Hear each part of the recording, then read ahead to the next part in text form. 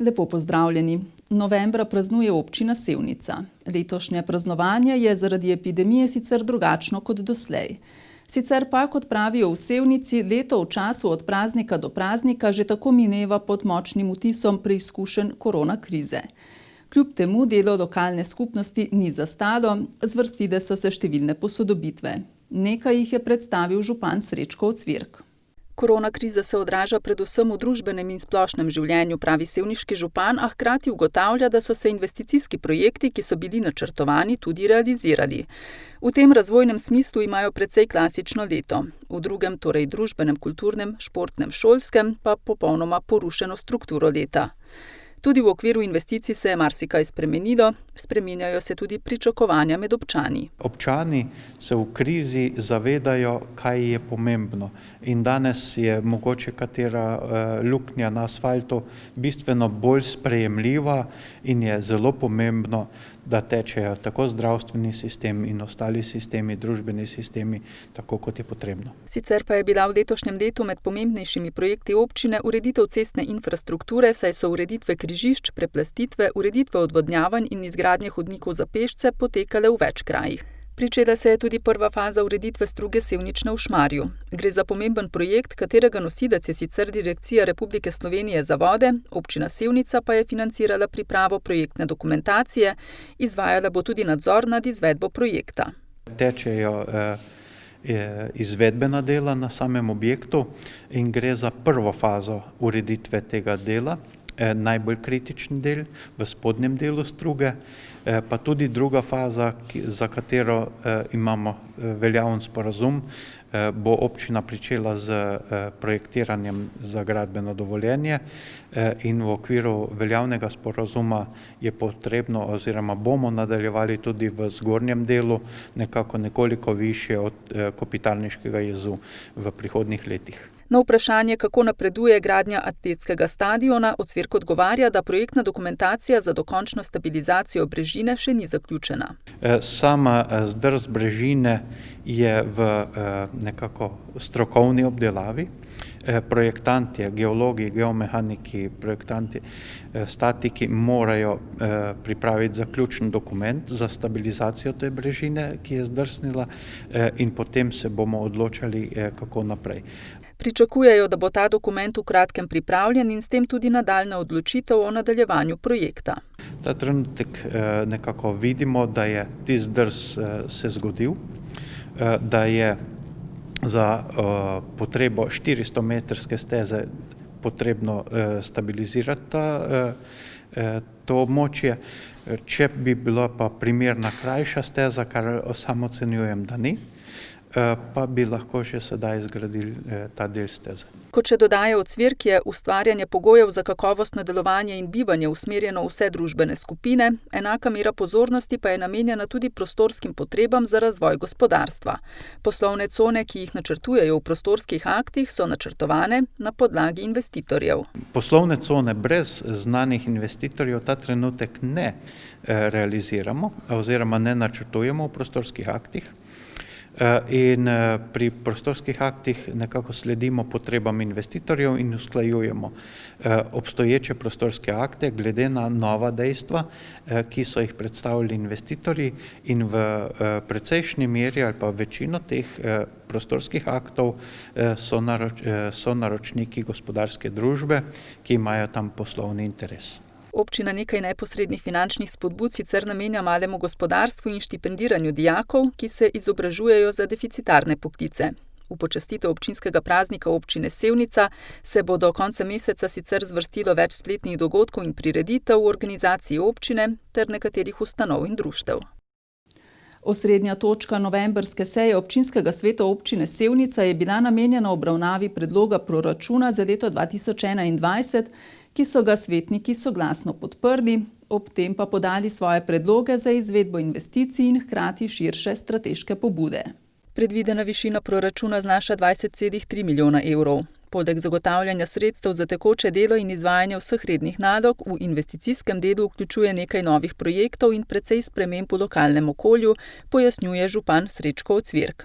Občina bo v naslednjem letu za potrebe izvajanja zdravstvenih programov Zdravstvenega doma Sevnica tako kupila potrebne prostore. Načrtujejo nakup prostorov Mercatorja oziroma bivši Cenko. Zdravstvena dejavnost je v tem COVID času izredno izpostavljena.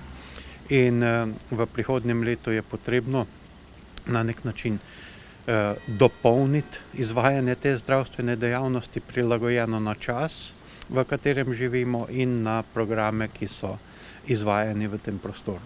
V predlogu proračuna so vključili tudi evropske projekte, ki se bodo pričeli izvajati v naslednjem letu. To je hidravlična izboljšava na vodovodnih sistemih, izboljšava oziroma ureditev kanalizacijskih sistemov v Sevnici in ureditev dostopa v poslovno cono Šmarje.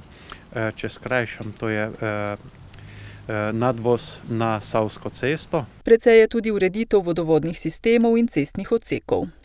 Zdravstvena kriza bo prihodnje leto zagotovo prešla v socialno in gospodarsko, dodaja Ocvirk, zato so pri načrtovanju v proračunu nekoliko previdni. Da bo trenutna kriza prešla v socialno in gospodarsko, se strinja tudi svetnik Rok Petančič. Poudarja, da je zato treba dobro premisliti, kam se bodo določena sredstva vlagala. Pogrešamo investicije, ki so v večjem obsegu, ki bi naredile določen preboj, recimo izgradnja kulturne dvorane oziroma nekega večnamenskega doma in podobno. Se pravi, tista infrastruktura, ki, kot sem že omenil, ki bi omogočila neko boljše, prijaznejše življenje tudi družinam in tako naprej. Se pravi, zdaj stopamo v neko drugo realnost in jaz mislim, da moramo tudi investicije temu prilagoditi. Moram pa izpostaviti, da je Vlada Republike Slovenije in Državni zbor potem potrdil dvig povprečnine za občine, tudi spremembe na 21. in 23. členu Zakona o financiranju občin. To je za občine zelo pozitivno, povečanje sredstev in hkrati v proceduri zakon o finančni razbremenitvi občin. Tudi ta zakon bo prinesel, ko bo sprejet, pozitivne posledice. Ta posledica sicer ne bo hipna, ampak se bo uveljavila skozi leto, še dodaja Ocvirk. Po vsebinski razpravi so člani sveta predlog proračuna soglasno podprli, ob tem pa podali svoje predloge za izvedbo investicij in hkrati širše strateške pobude. Do predlogov in pobud se bo občinska uprava opredelila in jih upoštevala v okviru zmožnosti. Po obravnavi strani vseh delovnih teles pa sledi prva obravnava odloka o proračunu na decembrski seji občinskega sveta. Ukrepi zaradi epidemije se poznajo tudi na trgu dela. Zaradi upada ali izničenja dohodkov podjetij je več brezposelnih predvsem v storitvenih in predelovalnih dejavnostih ter gradbeništvu. Poglejmo podrobneje, kako je v Posavju. Če so se še v začetku leta številni delodajalci soočali s pomanjkanjem ustreznega kadra, se je spomladi po razglasitvi epidemije močno povečalo število prijavljenih brezposelnih, zmanjšalo se je tudi povpraševanje po delavcih in s tem povezano zaposlovanje brezposelnih.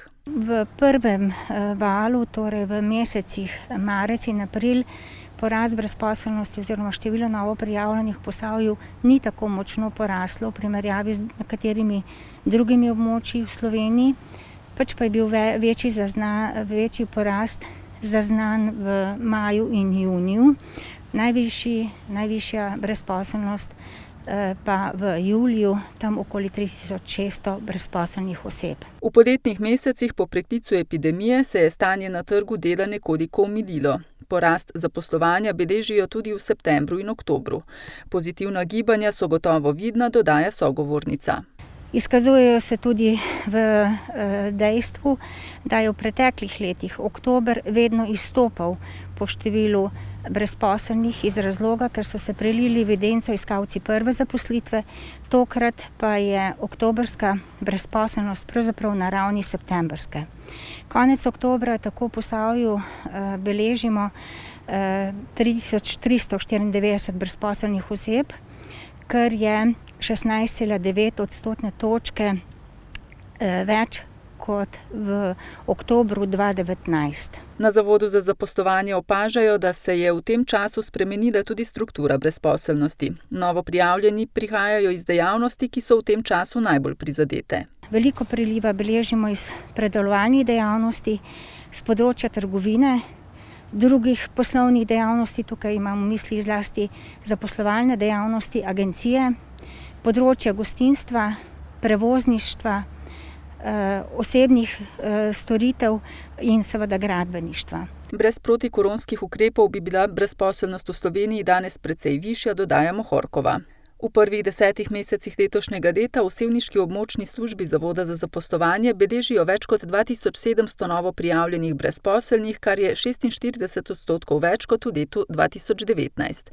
Višji so tudi odlivi. Več je vključitev v zaposlitev, teh je bilo okoli 2000 oziroma 15,8% več kot lani. Sicer pa ocenjujejo, da so predvidevanja na trgu dela zelo negotova. Gotovo so odvisna od uspešnosti obvladovanja epidemije in učinkov ukrepov, ki jih vlada z interventno zakonodajo sprejema in so zlasti na področju trga dela usmerjeni v ohranjanje delovnih mest. Odvisno je tudi seveda od situacije v državah EU, torej v pomembnejših gospodarskih partnericah Slovenije in s tem povezanega ponovnega zagona gospodarske rasti. Gotovo pa bo okrevanje dolgotrajno in postopno. V tem času so se spremenile tudi naše nakupovalne navade. Epidemija je povzročila bistven porast spletnega in brezstičnega nakupovanja. Kupci so se v času epidemije preselili na splet. Kupujejo pogosteje in kupujejo izdelke, ki jih prej morda niso. Število spletnih nakupov je v primerjavi z lanskim letom na zelo visoki ravni, pravijo pri spletnem trgovcu Mimo vrste. Od marca dalje beležimo visoke skoke rasti v primerjavi z lanskim letom. Tako v bistvu tudi v času po epidemiji smo beležili rasti višje od 50%. Ob začetku drugega vala v drugi polovici oktobra pa smo celo presegali številke 70% rasti. V nekaterih oddelkih so se rasti celo podvojile v primerjavi z lanskim letom. Gorenčeva meni, da je vračanje kupcev na splet tudi posledica dobre izkušnje, ki so jo imeli v prvem valu. V času epidemije so opazili povečano povpraševanje po izdelkih, ki so jih ljudje potrebovali za delo in šolanje od doma. Govorimo o prenosnikih, prenosnih kamerah, monitorjih in tiskalnikih. Povečalo pa se je tudi povpraševanje po tako imenovanih artiklih hitre potrošnje, predvsem hrani za male živali in higienskih potrebščinah. Sicer pa se vsebina nakupovalne košarice prilagaja tudi času oziroma sezoni primerno. Že od nekje druge polovice oktobra kupci nakupujejo tudi že igrače, se pravi, že razmišljajo celo o novoletnih prazničnih nakupih. Opažajo, da kupci nakupujejo pogosteje, kot so pred epidemijo, predvsem tisti, ki so vešči spletnega nakupovanja. Ljudje so začeli tudi plačevati s kreditnimi karticami, recimo delež kreditnih kartic je bil v preteklosti manjši kot delež plačil z gotovino. V povprečju mesečno prejmejo okoli 100 000 naročil, so pa tudi meseci, ko so te številke krepko višje. Največji dnevni izkupiček je bil nad 8000 naročil dnevno, s tem, da to je bil lanski črni petek, to je največji nakupovalni praznik v letu in pričakujemo, da bomo tudi letos te številke presegli, kajti že prvi dnevi v novembru in pa zadnji dnevi v oktobru kažejo na to, bodo verjetno letos številke še nekoliko višje. Z močno povečanim povpraševanjem po spletnih nakupih so se soočili tudi drugi trgovci. Število nakupov v Mercatorjevi spletni trgovini se je na vrhuncu tako prvega kot drugega vala epidemije povečalo tudi do 10-krat. V povprečju pa se je delež spletne prodaje povečal za približno 30% glede na začetek leta.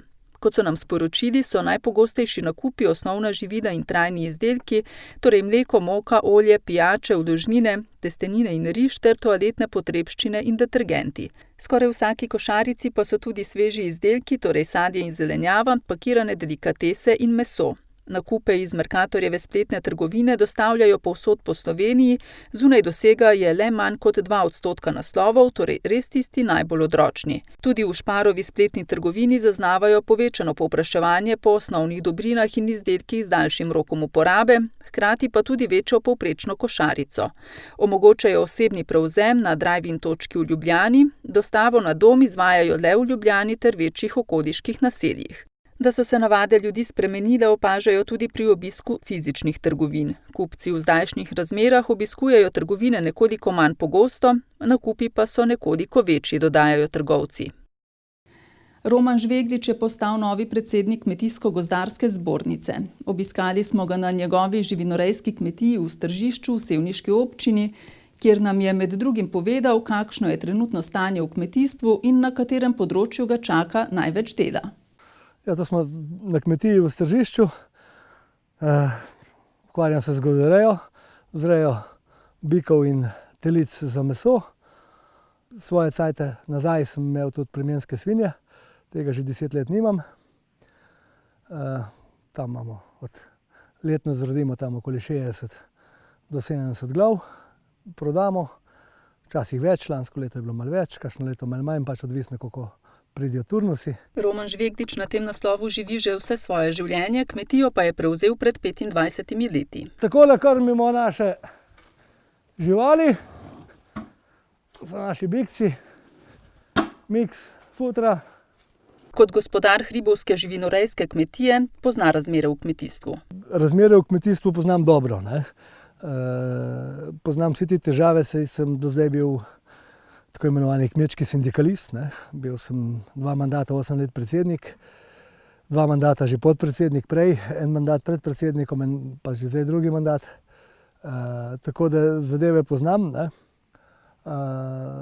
Kar se tiče pa zdaj te nove funkcije, ne, same službe, kako delujejo in na ta način, ne, pa v globalu ja, v detalje pa še ne, to me pa še čaka. Največje težave slovenskega kmeta so nizke odkupne cene in velike birokratske ovire. In to ljubezen do slovenske zemlje, do slovenskega kmetijstva, se pravi to, kar so nam privzgojili starši, da ljubimo to zemljo in da jo bomo dali tudi naslednikom, kjer jih ima, jaz ga pač nimam, ne. Tega v bodoče bo seveda pri mlajši generaciji zelo malo, ne. Mlajša generacija bo gledala izključno ekonomski interes, kar je nenazadnje tudi prav, ne. Nam na položajih, na tej funkciji je pa položena odgovornost, da jim pogoje kmetovanja, zmanjšanje birokratskih ovir in tudi zvišanje tega, bom rekel, zboljšanje ekonomskega položaja pa omogočimo. To bo najlažje z večjo organiziranostjo, s spoštovanjem, zaupanjem ter s poštenim in trdim delom, pa tudi sodelovanjem tako z nevladnimi organizacijami kot s poslovnimi subjekti, dodaja sogovornik. Mi moramo tukaj vzpostaviti tako pametno verigo ali mrežo, kakor kdo hoče slišati, ne. Po drugi strani pa seveda tisto, kar lahko država naredi, od nje zahtevati, to je pa popolna sledljivost kmetijskih pridelkov ali pa živil, od kupca do tistega, ki je zadevo pridelal, se pravi na vsakem računu, ki ga bo nekdo dobil, bo moralo biti od kje in kako, na kakšen način, da se pozna, da potem lahko kontrolne službe to preverijo, ali je na teh naših policah res vse tako slovensko, domače, pristno, kakor nas zdaj v tem trenutku zavajajo ali pa bombardirajo trgovci. Vsa hrana, ki pride na trgovske police, mora biti zdrava in neoporečna, poudarja Žveglič, ki je 4-letno funkcijo predsednika zbornice nastopil 2. novembra. Kmetijsko-gozdarska zbornica Slovenije je sicer z nekaj manj kot 106 000 člani največja nevladna kmetijska organizacija pri nas. Spoštovani gledalci, spremljali ste mesečni pregled dogajanja v občini Sevnica. Hvala za pozornost in nasvidenje.